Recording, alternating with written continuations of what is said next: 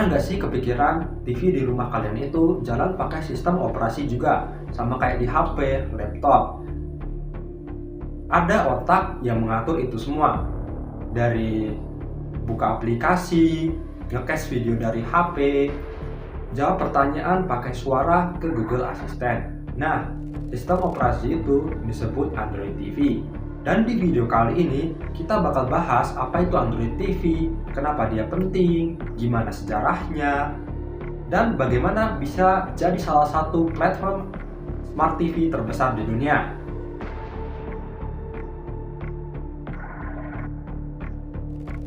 Perkembangan teknologi sudah mengubah total cara kita menonton hiburan. Dulu TV cuma nangkap siaran, sekarang TV bisa internetan, buka ribuan aplikasi, main game sampai streaming 4K. Nah, salah satu sistem operasi yang paling banyak dipakai untuk ngewujudin itu semua adalah Android TV. Buatan Google yang dibangun di atas kernel Linux dan platform Android. Yang menariknya, Android TV ini harus kerja di perangkat dengan sumber daya terbatas, RAM-nya kecil, prosesornya pas-pasan, tapi dituntut ngasih pengalaman multimedia yang mulus, mulai dari decoding video sampai 4K, casting layar via Chromecast sampai integrasinya dengan AI.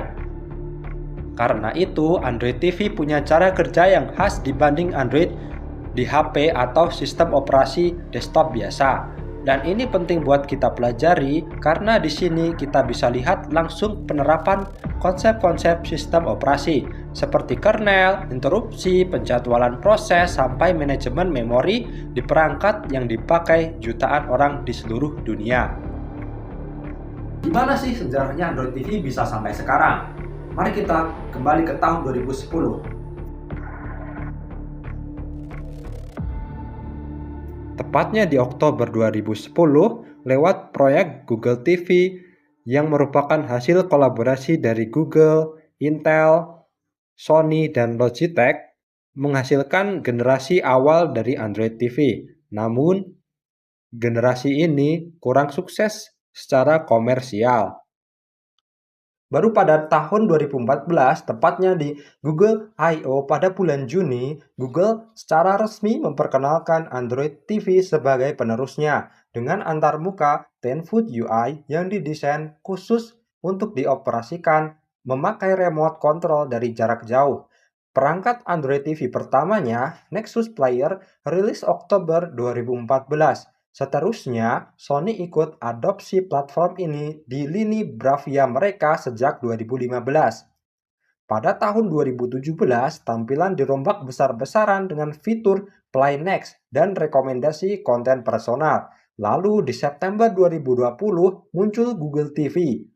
Bukan sistem operasi baru, namun lapisan antarmuka baru yang lebih fokus ke penemuan konten yang jalan di atas fondasi Android TV OS. Dan yang paling terbaru, sejak akhir 2025 sampai awal 2026, Android TV mulai mengintegrasikan AI Gemini. Mulai dari jawab pertanyaan multimodal sampai atur pengaturan TV cuma pakai perintah suara. Nah, dari perjalanan panjang ini kita bisa lihat Android TV terus berkembang, dan di segmen selanjutnya, kita bakal bedah lebih dalam soal arsitektur, kernel, sampai algoritma penjadwalannya. Bayangkan setiap kali kamu menekan tombol remote, ada balapan super cepat yang terjadi di dalam TV kamu, antara video 4K yang sedang diputar, dan permintaan kecil dari jarimu yang butuh dijawab sekarang juga. Siapa yang mengatur balapan itu? Jawabannya ada di jantung sistem operasi, kernel. Coba bayangkan kernel itu seperti kantor pusat sebuah perusahaan. Android TV menggunakan kernel Linux yang sudah dimodifikasi khusus oleh Google. Namanya Android Common Kernel dan jenisnya monolitik. Di kantor pusat model monolitik ini, semua departemen penting kerja dalam satu ruangan terbuka yang sama. Departemen proses, departemen memori, departemen file, dan departemen driver. Semua saling teriak dan koordinasi dengan cepat karena satu atap. Bandingkan dengan mikrokernel yang justru memisahkan tiap departemen ke gedung sendiri-sendiri. Lebih aman kalau satu gedung kebakar, tapi koordinasinya jadi lebih lambat. Konsekuensi dari model satu atap ini sederhana, semuanya cepat saling bicara, tapi kalau satu departemen kacau, seluruh kantor bisa ikut terganggu. Google menambahkan 3 staf khusus di kantor pusat ini, binder, resepsionis yang mengatur komunikasi antar departemen, backlog, petugas yang menjaga pemakaian daya, dan low memory killer, petugas kebersihan yang diam-diam menyuruh pulang aplikasi yang nggak penting saat ruangan mulai sesak. Tapi aplikasi nggak bisa asal nyelonong masuk kantor pusat ini. Ada pos pemeriksaan yang harus dilewati dulu, namanya system call. Aplikasi hidup di luar sebagai tamu di area yang disebut user mode dengan akses terbatas. Untuk masuk ke kantor pusat dan minta layanan, tamu ini harus lapor dulu di pos pemeriksaan. Begitu lolos, barulah ia diizinkan masuk ke kernel mode, area dengan akses penuh ke seluruh hardware. Batas pemeriksaan ini yang menjaga keamanan. Kalau satu tamu bikin ulah di luar, kantor pusat di dalam tidak ikut kacau. Kantor pusat yang kuat saja belum cukup, karena setiap detik ada banyak kejadian kecil yang minta perhatian mendadak. Dan disitulah interupsi mengambil peran. Coba ganti sudut pandang sebentar. Bayangkan prosesor itu seperti bus yang sedang melaju di jalan, menjalankan rute perjalanannya. Misalnya sedang sibuk memutar video 4K. Di sepanjang jalan ada beberapa halte dengan penumpang yang melambai minta naik. Halte pertama itu remote control, halte kedua HDMI CIC dari perangkat lain yang terhubung, dan halte ketiga jaringan yang punya data masuk. Setiap lambaian tangan dari halte ini adalah sinyal interupsi, sinyal darurat ke prosesor yang bilang, berhenti dulu, ada yang lebih mendesak. Nah, begini cara bus ini merespons lambaian tadi. Prosesnya terbagi 2 babak. Babak pertama, top half. Bus berhenti sekilas, cuma buka pintu, sinyal lain sengaja dimatikan sejenak supaya bagian paling mendesak ini selesai secepat mungkin. Babak kedua, bottom half. Begitu pintu ditutup, bus langsung jalan lagi. Tapi urusan penumpang tadi, misalnya bayar tiket atau cari tempat duduk, itu diselesaikan belakangan oleh kondektur secara santai, sambil bus tetap melaju. Di kernel Linux, proses belakangan sambil tetap jalan ini dilakukan lewat mekanisme soft tire, tasklet, atau work queue. Berkat 2 babak ini, TV kamu tetap mendengar setiap pencet tombol remote, sekalipun sedang sibuk mendekode video 4K resolusi tinggi di latar belakang. Kantor pusat dan bus tadi cuma pondasi. Di atasnya, Android TV masih harus mengatur memori, jaringan, dan keamanan. Dan itu yang akan dibahas berikutnya. Halo, pada bagian ini saya akan menjelaskan bagaimana sistem operasi Android TV mengatur proses yang berjalan di dalam perangkat. Meskipun terlihat sederhana saat digunakan untuk menonton YouTube atau Netflix, sebenarnya Android TV harus mengatur banyak proses secara bersamaan. Semua proses tersebut diatur oleh Linux kernel melalui CPU scheduler agar sistem tetap berjalan lancar. Ketika Android TV digunakan, banyak aplikasi dapat berjalan secara bersamaan. Misalnya, YouTube sedang memutar video, Bluetooth terhubung ke remote, sistem melakukan proses di latar belakang, dan pengguna membuka aplikasi lain. Semua aplikasi tersebut membutuhkan akses ke CPU, namun CPU tidak dapat melayani semuanya secara bersamaan.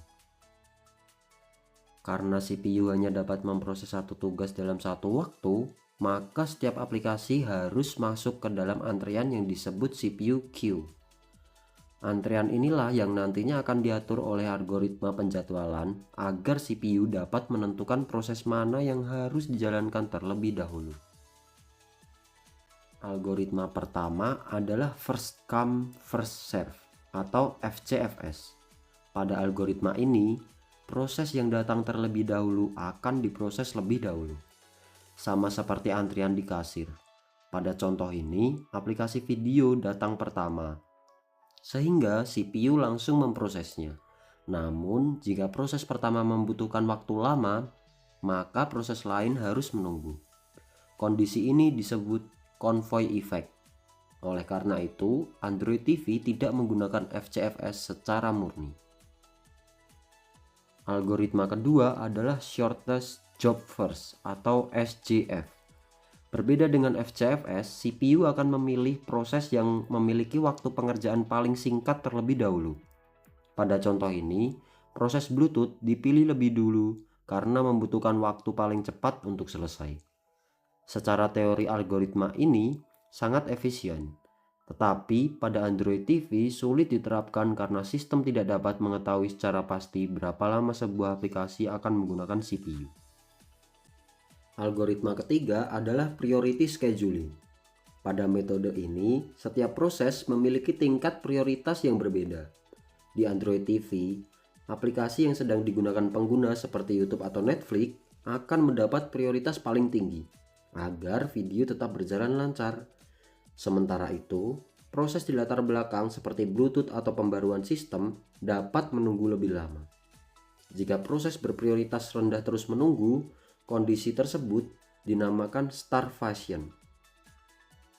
Algoritma terakhir adalah round robin. Pada metode ini, setiap proses memperoleh jatah waktu CPU yang sama, yang disebut time slice. Setelah jatah waktunya habis, CPU akan berpindah proses berikutnya secara bergantian. Pada Android TV modern, konsep ini diterapkan melalui Completely Fair Scheduler atau CFS pada Linux kernel, sehingga setiap proses dengan prioritas yang sama tetap mendapatkan kesempatan menggunakan CPU secara adil. Selain mengatur proses, Android TV juga harus mengelola penggunaan memori. Sebagian besar Android TV hanya memiliki RAM sekitar 1,5 hingga 2 GB. Oleh karena itu, Android TV tidak menggunakan swap ke penyimpanan internal karena dapat memperlambat sistem dan mempercepat keausan media penyimpanan.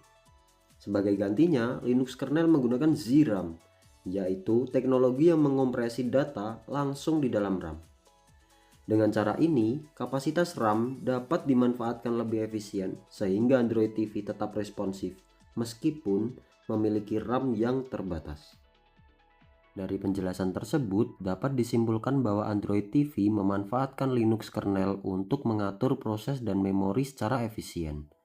Penjadwalan CPU dilakukan menggunakan berbagai algoritma sesuai kebutuhan. Sedangkan pengelolaan memori dibantu oleh teknologi ZRAM agar sistem tetap berjalan lancar. Demikian penjelasan dari saya, selanjutnya materi akan dilanjutkan oleh rekan saya. Perkenalkan teman-teman, saya Harvey Petrus Madagi dengan NIM 672024-230. Pada kesempatan kali ini saya akan menjelaskan beberapa materi tentang Android OS. Yang pertama itu demonstrasi Android OS, kedua sistem keamanan dari Android OS,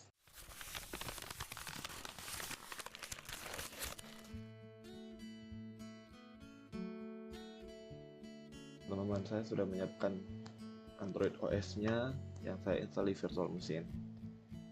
Nah, di Android ini sendiri kita disediakan remote dan beberapa aplikasi bawaan dari Android OS-nya. Aplikasi bawaannya itu antara lain ada Google Play Games, Google Play Store, Google Play Movie, YouTube, dan YouTube Music. Nah, di Android OS ini sudah ada bawaan Google Assistant. Mungkin sedikit contoh kayak kita ketik di sini karena nggak ada mic-nya, ketik "Hai Google". Nah, dari sini dari remote-nya langsung mengarahkan ke Google Assistant yang di Android OS. Android tvOS. Nah, di Android tvOS itu ada pengaturan. Pengaturan itu termasuk device, nama device-nya kita, dan internet, akun, display dan sound setting-nya, aplikasi, display preference, accessibility, dan remote aksesoris. Mungkin itu aja, sekian untuk demonstrasinya.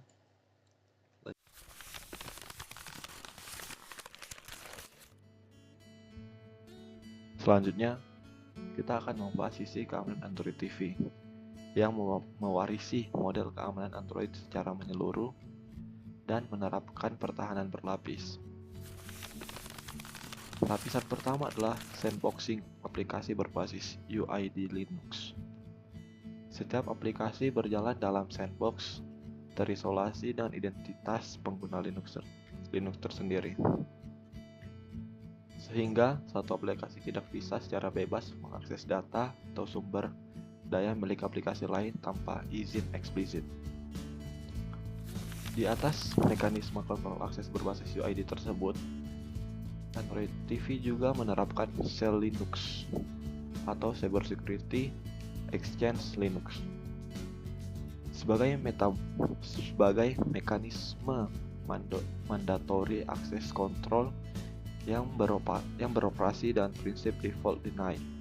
Artinya, seluruh akses akan ditolak kecuali akses eksplisit diizinkan oleh kebijakan keamanan. Selain itu, ada sistem izin atau permission yang mengharuskan aplikasi meminta persetujuan pengguna sebelum mengakses fitur atau data tertentu, seperti mikrofon atau lokasi. Untuk melindungi dari perangkat lunak berbahaya, Android TV dilengkapi Google Play Protect yang secara otomatis memindai aplikasi yang terpasang maupun yang akan dipasang. Dan yang terakhir, ada mekanisme Verified Boot yang memastikan integritas perangkat lunak sistem terjaga sejak proses booting dimulai, sehingga mencegah modifikasi sistem yang tidak sah.